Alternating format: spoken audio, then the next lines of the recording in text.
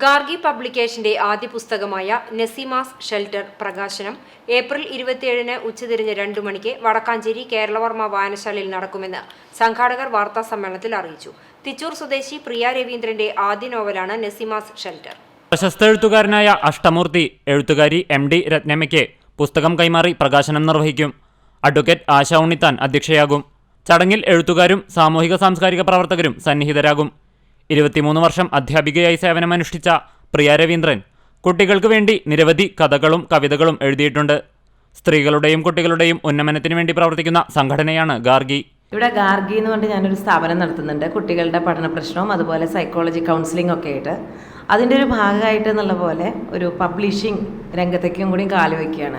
അതിൽ ആദ്യത്തെ പുസ്തക പ്രകാശനം പ്രിയ രവീന്ദ്രൻ്റെയാണ്. നസീമാസ് ഷെൽട്ടർ എന്നാണ് പുസ്തകത്തിൻ്റെ പേര്. എഴുത്തുകാരൻ അഷ്ടമൂർത്തിയാണ് അതിൻ്റെ പ്രകാശന കർമ്മം നിർവഹിക്കുന്നത്. എരുമപ്പെട്ടി ഫരീബ കോംപ്ലക്സിൽ പ്രവർത്തിക്കുന്ന ഗാർഗി ലേണിംഗ് സെന്ററിൽ ഫാമിലി കൗൺസിലിംഗ്, പഠനത്തിൽ അടിത്തറയില്ലാത്തവർക്കും പഠന പ്രശ്നം അനുഭവിക്കുന്ന കുട്ടികൾക്കും മനഃശാസ്ത്ര സമീപനത്തോടെയുള്ള പരിശീലനങ്ങൾ, പുസ്തകങ്ങൾ പബ്ലിഷ് ചെയ്യുന്നതിനും വിൽക്കുന്നതിനുമുള്ള സഹായങ്ങൾ, തരുണി എന്ന പേരിൽ വനിതകൾക്ക് ട്രഡീഷണൽ വസ്ത്ര ഡിസൈനിങ് പരിശീലനം എന്നിവ നൽകി വരുന്നുണ്ട്.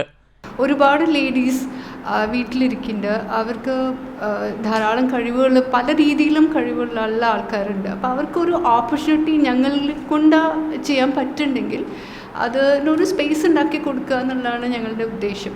എരുമപ്പെട്ടി പ്രസ് ക്ലബ്ബിൽ നടത്തിയ വാർത്താ സമ്മേളനത്തിൽ Gargi CEO Smitha Kodanad, coordinator VA Aneesha, publication manager Mini Chandran, കഥാകൃത്ത് പ്രിയ രവീന്ദ്രൻ എന്നിവർ പങ്കെടുത്തു.